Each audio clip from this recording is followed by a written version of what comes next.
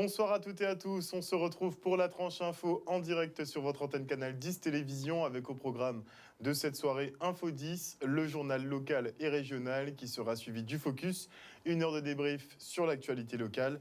Nous sommes mardi et nous recevrons donc nos experts en informatique, numérique, robotique, à savoir nos jeunes de l'association WeBash. On recevra aussi le vice-président de la vie étudiante de l'université avec qui on parlera justement de cette vie étudiante qui a cours et des options que vous pouvez choisir là-bas. Mais ce sera après la coupure pub de 19h. Donc pour l'instant, place à l'actu.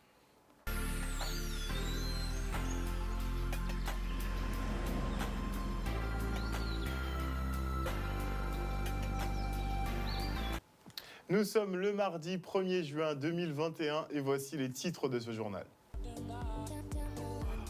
Tout d'abord, nous partirons à votre rencontre, savoir si vous êtes prêts pour la nouvelle saison cyclonique qui débute aujourd'hui. Puis nous irons du côté de l'Université des Antilles où un vaccinodrome éphémère a été installé. Objectif, inciter les jeunes à se faire vacciner rapidement. Et enfin, nous reviendrons sur l'opération Neptune conduite par les jeunes du RSMA, en l'occurrence une traversée à la voile entre la Guadeloupe et la Martinique. Et qui plus est, ce soir, je recevrai Yann Serranton, président de l'association Allez Vigny, qui a quelques idées à soumettre aux élus dans le cadre des élections régionales par rapport au retour au pays de nos forces vives. Et comme je vous le disais en titre, la saison cyclonique commence aujourd'hui. 17 tempêtes tropicales et 8 ouragans sont prévus jusqu'au 30 novembre prochain. Alors êtes-vous prêts à faire face aux intempéries? Votre kit de survie est-il complet? Nous sommes partis à votre rencontre. C'est pas encore ça, mais ça vient. La période cyclonique, à mon avis, pas exactement, mais je pense qu'elle a déjà commencé. Je pense que ça commence au mois de juin. Du 1er juin, c'est aujourd'hui, jusqu'à fin novembre, il me semble. Oui, la saison cyclonique. Cyclonique. Ah oui, juillet. Ça commence normalement au mois de juin. Le début, c'est septembre à peu près, je crois, début septembre. En août, ce que j'ai entendu, on va avoir quelques phénomènes très puissants apparemment. Et maintenant, avec le changement de climat, il s'avère que maintenant ça commence beaucoup plus tôt. On dit que c'est plus tôt et puis en plus ça va être un petit peu plus mouvementé que d'habitude. Ah ben, on se prépare comme tout le monde.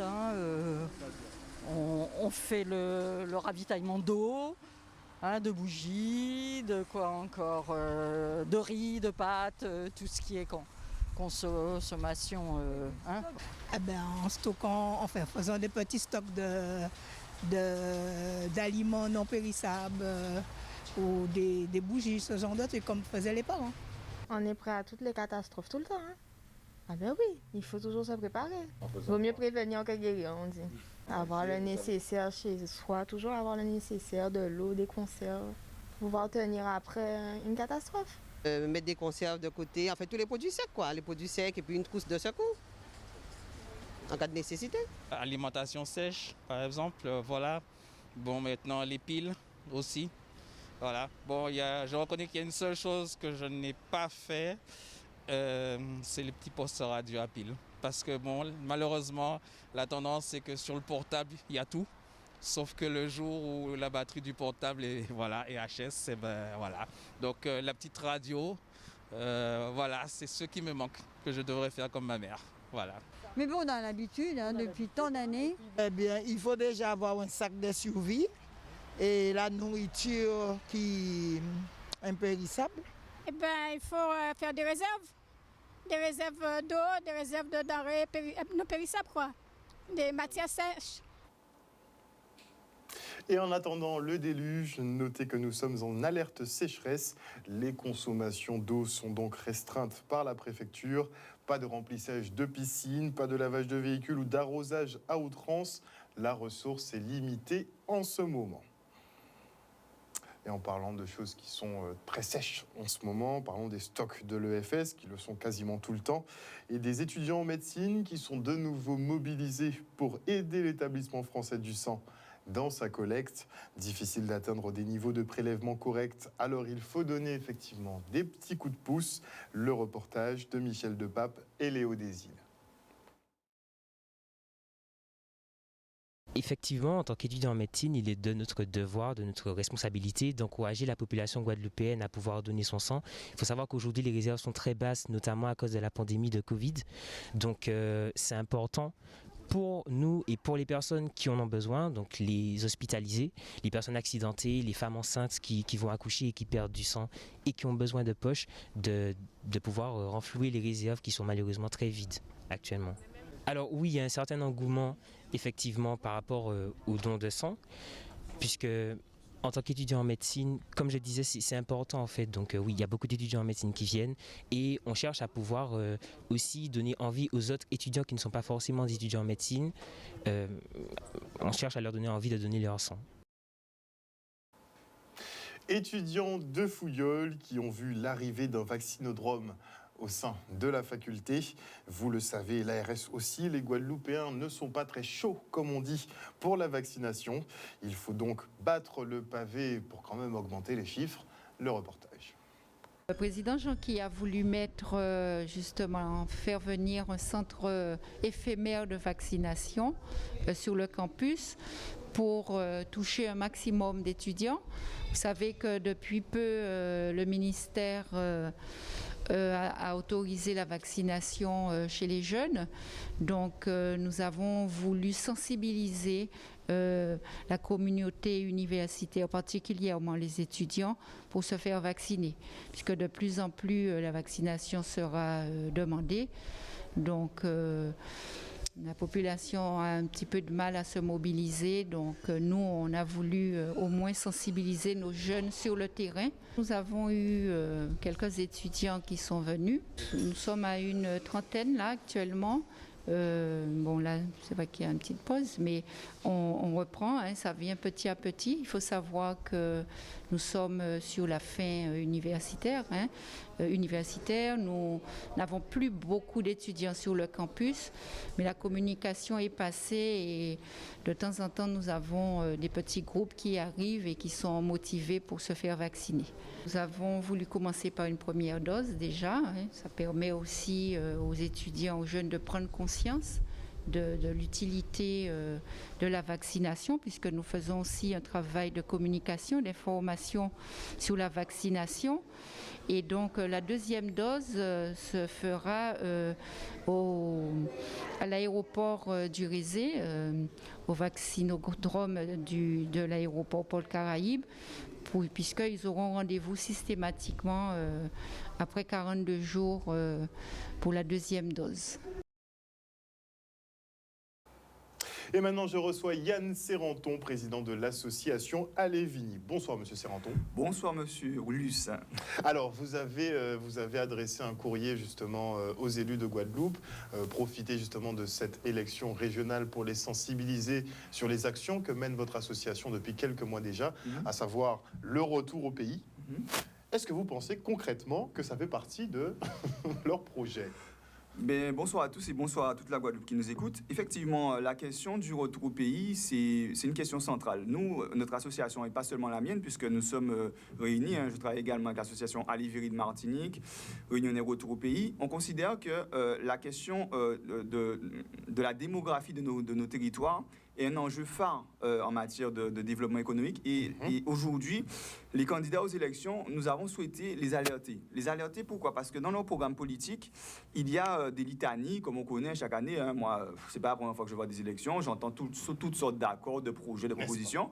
Mais ça fait quand même des décennies aussi qu'on constate que la population décroît et qu'il y a un problème dessus. Et quelque part, ça n'apparaît pas dans les programmes politiques. Alors nous, ce que nous avons sollicité aujourd'hui, même si nous sommes un mouvement apartisan, puisque nous sommes une association de la loi 1901, nous nous engageons sur le plan des politiques. Et l'idée, c'est de leur faire des propositions très concrètes pour que dans les programmes politiques, il puisse y avoir des dispositions que nous considérons, d'après les études que nous avons réalisées, qui pourraient faire en sorte que, améliorer en tout cas la démographie guadeloupéenne et favoriser le retour au pays des forces vives. Est-ce que vous voulez dire que vous touchez du doigt une réalité qui leur échappe ? C'est peut-être, au moment d'éditer le programme, peut-être qu'on manque un peu de connaissance du terrain, parce que c'est vrai que La beauté de la démocratie en France, c'est que monsieur tout le monde peut se présenter aux élections et dire demain je veux être président de région, maire de telle commune, etc. Malheureusement, on n'est pas forcément conscient de tous les enjeux et du territoire, même si on a la bonne volonté. Et nous, en tant que personnes, enfin que bénévoles associatifs, mais nous avons vraiment œuvré et travaillé, réfléchi ensemble sur la question. Donc nous avons formulé en fait à travers ce communiqué des propositions concrètes avec des études qui permettent, si vous voulez, que les programmes soient enrichis, si vous voulez, de notre expérience et de notre connaissance pour permettre à ce que la prochaine équipe qui soit aux affaires à la région et aussi au département puisse se dire, si on a les travaux de ces gens, pourquoi pas les utiliser pour justement contribuer au retour pays des forces vives. Alors on est un des rares pays, une des rares îles de ce monde à avoir justement une démographie en baisse.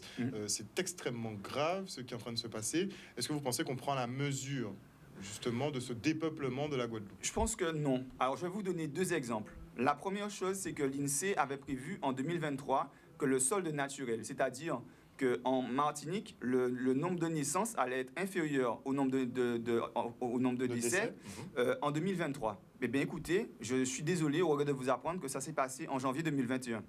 Je veux juste donner une deuxième statistique, c'est que l'INSEE aussi dit qu'en 2010, il y avait 15 000 jeunes hommes de 35 ans en Guadeloupe. 15 000. Mais en 2020, il y en a 7 000. Ça veut dire que si on continue comme ça, je n'ai pas besoin de vous faire un dessin. Aujourd'hui, il faut vraiment qu'on se dise, c'est pas, on peut bien faire un super hôpital, faire des routes géniales, relancer Jarry, je sais pas moi, faire tout ce qu'on veut, économie de toutes les couleurs. Mais si on n'a pas de personnes pour faire vivre cette économie, on est tout seul en train de jouer à un jeu seul, quoi. On est d'accord avec ce principe. Oui, on veut le retour de nos forces vives, mais est-ce que nous sommes prêts à les accueillir? On entend les difficultés qu'ils rencontrent. Ça ne les motive pas plus que ça à revenir au pays. C'est ça, et c'est pour ça que nous avons nos propositions. Parmi nos propositions, nous souhaitons mettre en place un comité de pilotage de la mobilité. Donc c'est une instance stratégique qui va associer toutes les collectivités territoriales, EPCI, communes et associations, justement pour pouvoir réfléchir collectivement par rapport au retour du terrain, par exemple, pour savoir quels sont les outils et quels sont les points de développement qu'on doit mettre en œuvre pour accompagner les jeunes au retour. Par exemple, aujourd'hui, clairement, quelqu'un qui veut monter une entreprise ici, en Guadeloupe, qui veut revenir, s'il est parti, ça fait 15 ans, il ne connaît pas le tissu économique. Il a besoin de données, il a besoin de chiffres. Et bien ça, c'est des données qui manquent.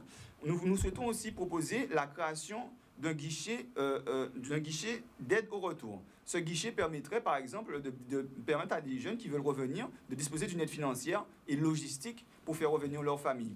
Comment expliquer que l'ADOM, qui utilise le fonds de continuité territoriale prévu par la loi Mobilité Outre-mer, aujourd'hui vous parle d'un excédent de 10 millions d'euros, alors qu'il y a tant de jeunes qui ont envie de rentrer et qui n'ont pas les moyens de le faire. 10 millions d'euros, pour vous dire, c'est 4 000 billets d'avion, c'est 8 000 billets à 50%. On devrait même éviter d'aller sur le sujet de l'ADOM, puisqu'on ne voit pas trop bien le résultat. En termes d'emploi et de compétences, aujourd'hui, ce que nous souhaitons aussi, nous invitons tous les candidats à ce qu'il y ait une vraie réflexion sur une gestion professionnelle de l'emploi et des compétences territoriales.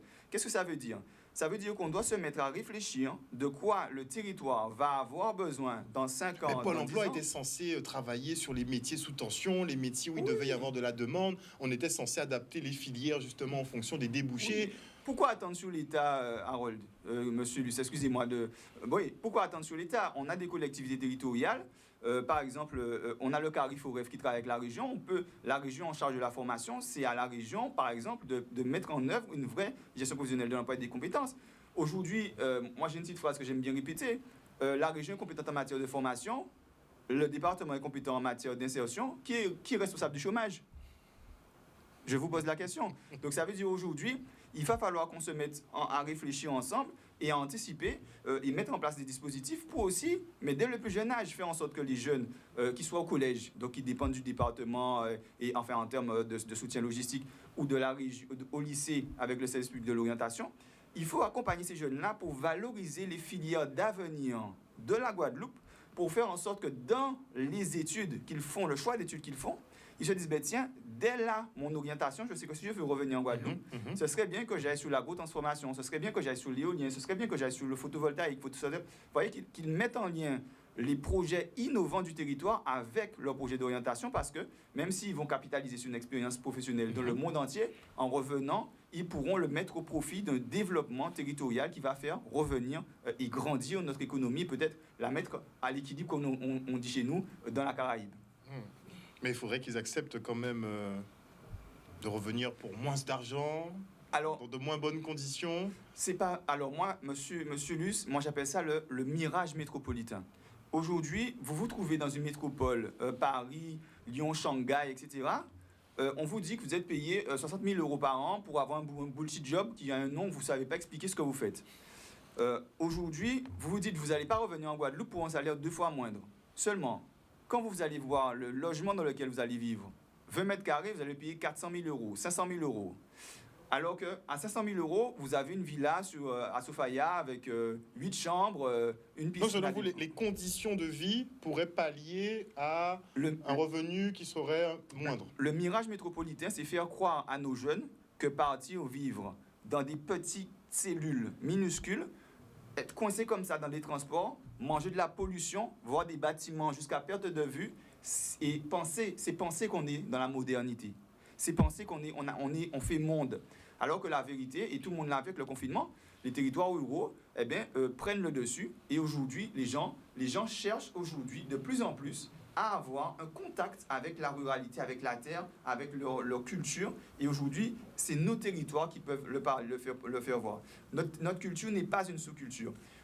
Manger de la banane, pour prendre des herbes pour se soigner, faire du VPL, comme je le disais dernièrement, pour pouvoir traiter les puces et les tiques sur ces animaux, que ce soit pour pouvoir, je ne sais pas, aller courir à Bois-Joulan, manger du crabe, ce n'est pas une sous-culture. C'est la culture guadeloupéenne. Et aujourd'hui... D'aucuns diraient que c'est la vraie vie. Ah ben, si vous le dites. Et aujourd'hui, je pense qu'aujourd'hui, tout ça, ça fait partie de nous, c'est notre ADN, et ça va disparaître si on ne prend pas soin de notre démographie, alors que c'est aussi une richesse. Aujourd'hui, quand on voit que le département, la région, il gère, par exemple, la région gère la stratégie touristique ou le département, les infrastructures touristiques, on peut se dire, mais pourquoi les traces dans les grands fonds, etc., sont pas... Vous avez déjà vu une signalétique de traces dans les grands fonds? Pourtant, il y a des traces. Vous pouvez aller dans les grands fonds cette année, vous perdre dedans, avoir froid alors qu'il fait chaud dans les sommets, voir des espèces que vous n'avez jamais vues. Ben, il y a des gens qui pourraient être guides pour pouvoir faire ce type d'activité en créole, en espagnol. Il faut une vision, et c'est là où on en vient, il faut une vision politique vraiment globale, guadeloupéenne, pour qu'on puisse mettre en place des filières qui aient ce type de débouché. Mais ce n'est pas encore le cas. Alors, ça pourrait être le cas si les gouvernants veulent entendre tous les acteurs associatifs, culturels, qui ont des idées et qui ont envie et qui n'ont pas forcément d'ambition politique. Moi, je n'ai pas d'ambition politique, je ne suis pas sur une liste ou quoi que ce soit. L'idée, c'est simplement de porter sa contribution et de faire en sorte que demain, on puisse avoir une Guadeloupe meilleure grâce à ses citoyens, par nous-mêmes et pour nous-mêmes. For us, by us, comme disait l'autre. Alors, vous avez décliné justement 5 points d'attaque, finalement, et on a, hormis le comité de pilotage pour la mobilité, on a aussi, je voyais la plateforme numérique, la CVTech. Eh bien oui, d'ailleurs, nous avons déjà commencé, parce qu'on oublie de le dire, et ça, j'ai omis de le préciser. Moi, je trouve quand même stupéfiant que nous ayons aujourd'hui une problématique qui soit tellement locale et qu'au final, les instances qui nous accordent le plus d'intérêt, ce sont les instances nationales. Je veux dire, aujourd'hui, au moment où je vous parle, là où je suis le plus soutenu, c'est au ministère des Outre-mer. Concrètement. Aujourd'hui, le soutien que j'ai, c'est le ministère des Outre-mer pour pouvoir mettre en place ces actions. Donc, ils sont plus favorables au retour au pays? Alors aujourd'hui, quand on a sollicité, à travers par exemple le député Olivier Servat, le ministère des Outre-mer a directement réagi. Et avec le député et certains autres parlementaires, nous travaillons sur cette problématique. Alors que localement, ça s'embraye. Alors ça commence à prendre, parce qu'il ne faut pas que je dise n'importe quoi non plus, ça commence à prendre avec certaines collectivités régionales notamment, mais ça n'est pas encore suffisamment, on va dire, on n'a pas assez d'emprise. Et par exemple, la CVTech, de quoi on parle? Aujourd'hui, on a un partenariat avec le Pôle emploi qui va mettre en place une plateforme pour pouvoir permettre aux candidats au retour de se signaler. Ça veut dire que vous habitez en France hexagonale, vous allez pouvoir aller voir votre conseiller Pôle emploi et lui dire, ben voilà, aujourd'hui, je souhaite j'ai la capacité je souhaite rentrer, je suis disponible pour la mobilité, et puis paf, il vous dit, ok, vous allez en Guadeloupe, ok, il coche une case, et à partir de ce moment, vous rentrez dans une base de données qui est accessible à tous les DRH de Guadeloupe. C'est-à-dire que si eux ne trouvaient pas de profil et avaient tendance parfois à aller chercher via en dehors du territoire, l'idée, ce serait de leur permettre en fait de trouver sur le territoire guadeloupéen des solutions. Je vais vous faire une proposition, c'est que je pense que vous avez beaucoup à dire encore justement sur ce retour au pays, parce que c'est une question qui est capitale. On le rappelle, on est un des rares pays à avoir une démographie en baisse. C'est extrêmement grave. J'aime bien le répéter parce que on ne prend pas la mesure de ça. Donc je vous propose de rester avec nous en plateau pour le focus. Et moi, effectivement, on est arrivé au terme du journal. Désolé, l'heure nous a fait défaut, donc je n'ai même pas le temps de présenter le défi que vont relever les jeunes du régiment du service militaire adapté de Guadeloupe. On en parlera demain. En tout cas, passez une excellente soirée à l'écoute des programmes de Canal 10. N'oubliez pas que chez nous, vous faites l'information que nous diffusons. Passez une excellente soirée. Bisous, bisous. On se retrouve demain.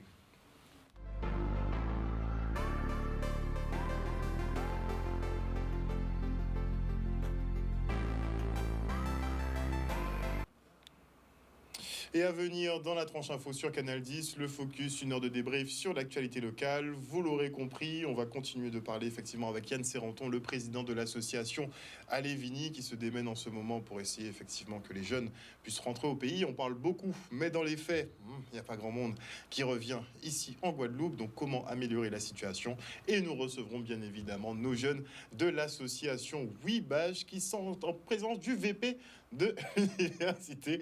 On se retrouve tout de suite après la pub et je fais des bisous bien évidemment à tous les internautes. À tout de suite.